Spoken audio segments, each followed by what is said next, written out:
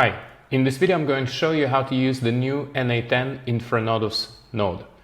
InfraNodus is a visual text network analysis tool that represents any text as a network graph and shows you the main topics inside, the nodes, and also the gaps between the topics so that you can identify new ideas and generate some interesting insights.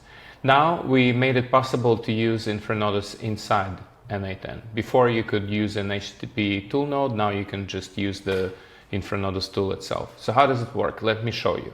Here I have an example of a very basic workflow where you start executing it. Then you have one of the nodes from InfraNodus that generates research questions.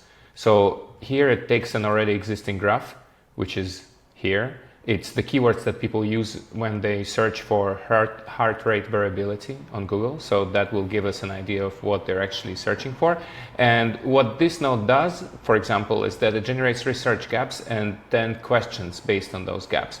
So here it identifies those gaps that you see right now on the screen, generates some interesting research questions, and then the other node from InfraNodus sends that same question back to the graph.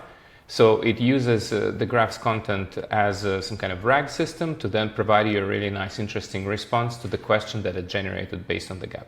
And I'm going to show you each of the node's tools and functionalities in every detail. So if you're interested, keep watching and I will demonstrate it step by step. So first of all, let's create a new workspace. In n8n, we can do that by just going into the workspaces and then create workflow. And usually if you just want to test stuff, you can start from a manual trigger here. So that means that you will just press the button and it's going to launch. And then to add the InfraNodus node, we go to this menu here and then we type in InfraNodus. You will see InfraNodus graph RAG showing in your list. And here you can basically start from knowledge graph actions. So we will go from the top to bottom here, and then we will go to the AI advice actions. I will show each of them in detail so that you can understand how they all work. And I also am making this video to get this node approved in the cloud version of n8n, so this is why it's going to be very detailed as well. So first, let's try this new node, create a new graph from text. What this node does is that it basically creates a new graph from any text that you have, and then it can have an option to save it in InfraNodus or not. Okay. So once you have the node added, you need to connect it to your credentials. In order to do it, you go back to InfraNodus, click on the account button, and then go to API, and then create new API key. So I'm going to do n8n test for demo. That will be the name of my key. I'm going to erase it after. Then I'm copying this key. I'm going back to the n8n workflow. And then here, I'm saying that I want to create a new credential. I simply paste this token here and I'm going to call it InfraNodus demo credential.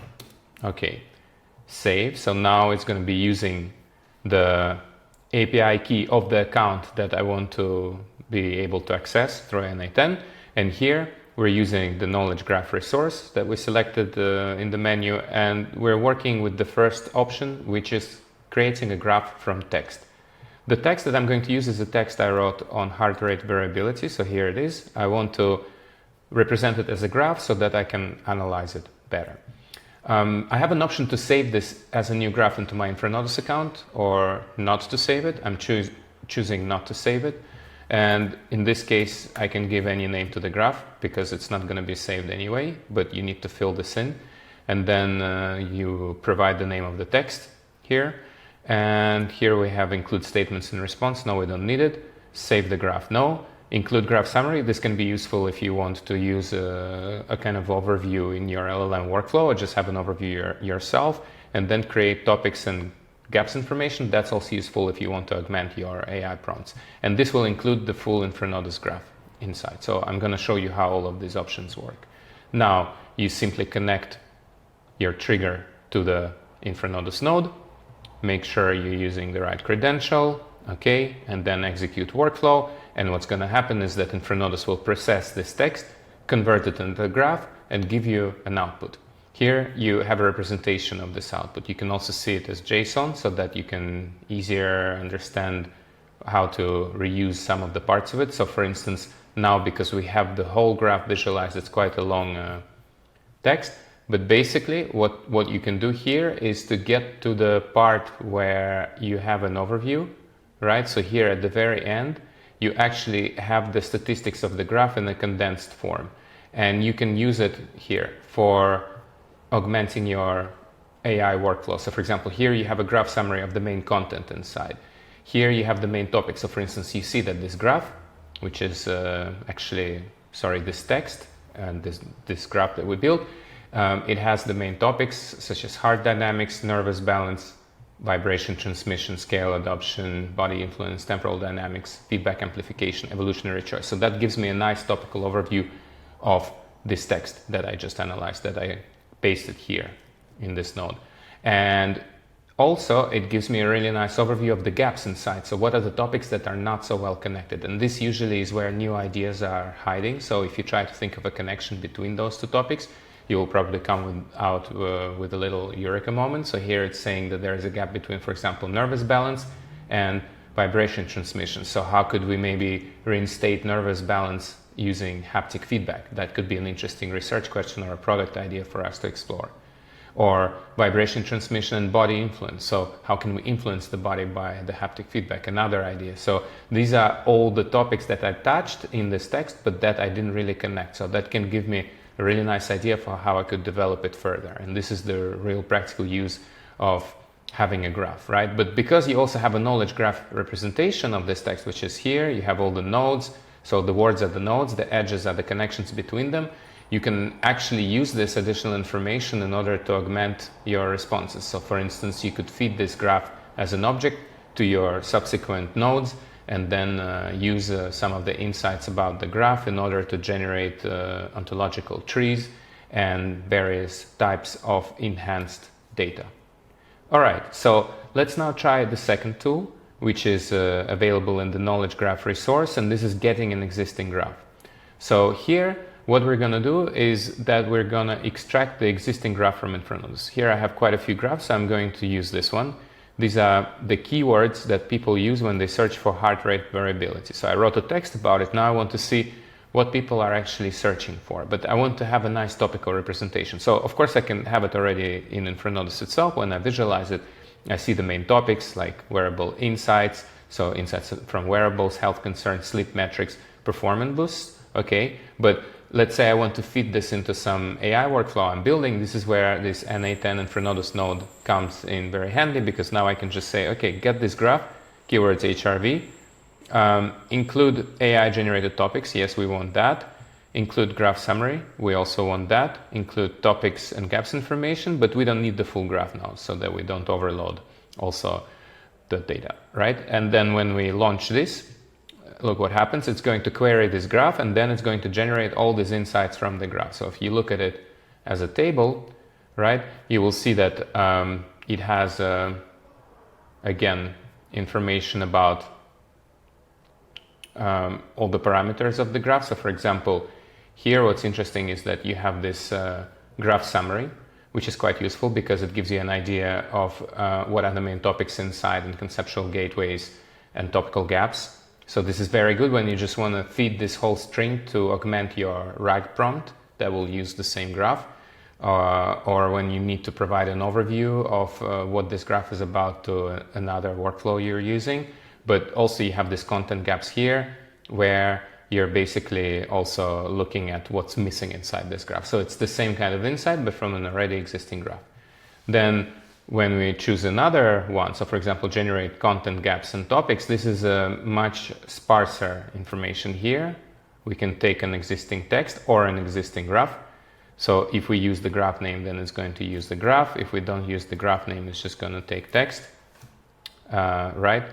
Here we say that we don't want to save it into InfraNodus, we just want to generate content gaps and topics. So we give any name to that graph, and this is the text from which it's going to be generated. We don't need the full JSON graph. Let's execute the step. And we see now that what we get is a nice representation of just the gaps and the topics. So this is kind of like a more portable flow. So if you don't want to create the whole graph, but just want the graph insights, this is the operation to use. Then you have generate RAG Augmentation Prompt. So this is quite interesting because, again, we use the same text, but now we're just generating the augmentation prompt. We're not including the full JSON graph. we're not saving the graph in InfraNodus. Execute step, watch what happens.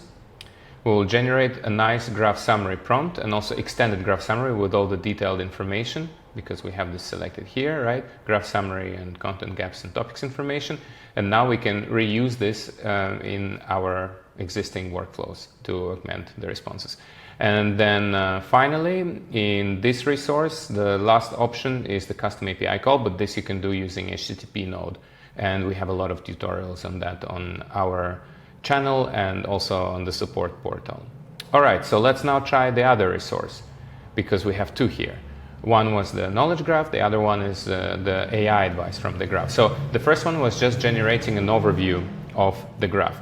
The second one is going to generate AI advice, and what's great about it is that you don't even need an AI account for that. You can just use your InfraNodus API. So let me show you how you would use it. You would go to InfraNodus Graph RAG, and then here are the 3 operations available in the AI advice.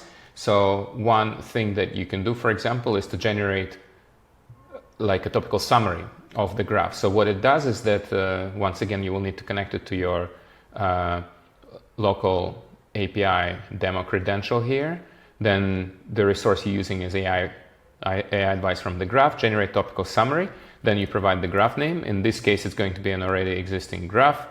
Keywords HRV, so these are the keywords that people use to find something about heart rate variability. We need the graph summary and we need the extended graph summary. And here we can choose the model we use to generate this topical overview. So I'm going to choose a faster model, GPT-4o Mini, but as you can see, you have a choice of Claude, Gemini, GPT, and so on. And then when you execute this step, what's going to happen is that InfraNodus will extract this graph here. It will represent the main topics. Here it will be 6 clusters of different topics. And then what it's going to do is that it's going to summarize each of those topics. So it's exactly the same thing that this button does here. When you click summarize topics here, it's actually summarizing each of those topics and gives you like a topical overview. But this is exactly what InfraNodus is doing here. You see it has a AI advice return object, and then you have HRV insights topic, and then the summary of the topics, then Honda specs, but that's because HRV is also used to find Honda. So that's quite interesting. Heart variability, sleep metrics, and these are the topics that we have here. So also depending on the model, you will get slightly different results. There we used Sonnet, here we use GPT-4. So one advantage of using it on an already existing graph is that you can actually clean it a little bit and make sure that you don't get the responses you don't need. So for instance here, if I don't like the Honda responses, I can just choose everything which relates to Honda, all the statements, I select them. And then I'm going to actually remove this whole cluster. So I'm going to select this, okay, and then I'm going to delete this keywords. So now we only have keywords that relate to the actual heart rate variability. And now I'm going to turn on the advanced mode. Here I can reload the graph, and then now I can save those words into the list of permanent stop words for this graph, which means they will not be analyzed anymore when we're analyzing the graph. Save and reload. So now these stop words are stored with the graph, and then when I re-execute this step here using the same graph, now the stuff that I don't need, that I removed from the graph, are not going to be included in the result. So that's also how you can combine using InfraNodus and n8n, because here you see you have Garmin status topic, gender variability, Apple accuracy, sleep score. So now you don't have anything about Honda because you removed that stuff. So that's quite handy because you can use the graph to kind of edit how the model thinks and what is available to it. That's very useful. Now, if we go to the other operation that we have available, generate research questions, we can do the same from the existing graph of keywords. And here you can generate graph summary, also use extended graph summary. So I will show you actually how the deep thinking mode works. So first we will switch it off, execute the node, and what's going to happen is that InfraNodus will generate the gap. So it will find the content gap in this graph. For example, this one between heart metrics and health risks.